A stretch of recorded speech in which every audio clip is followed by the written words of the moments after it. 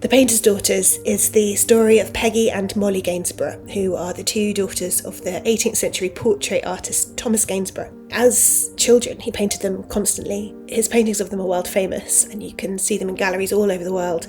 People are struck by the intimacy of them, the tenderness of them, the way he captures something of the closeness between the sisters.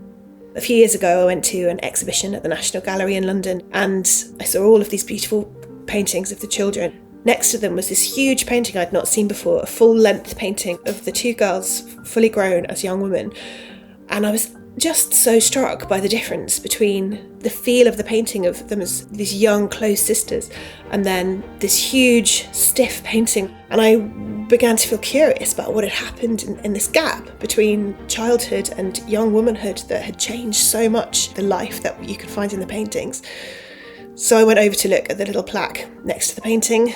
All it said was that the elder of the two sisters had begun to suffer from mental illness and that the younger sister, Peggy, became her carer.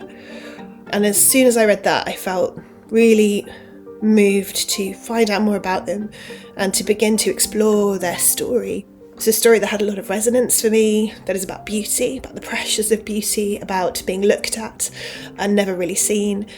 It's also really a story about love, because I think in the early pictures that Gainsborough paints of his daughters, there's often a sense of foreboding in amongst the beauty of the childhood. In the most famous picture of them with the butterfly, you can see the youngest daughter, Peggy, who's my narrator, just reaching for this butterfly, but there's a sort of darkness as well.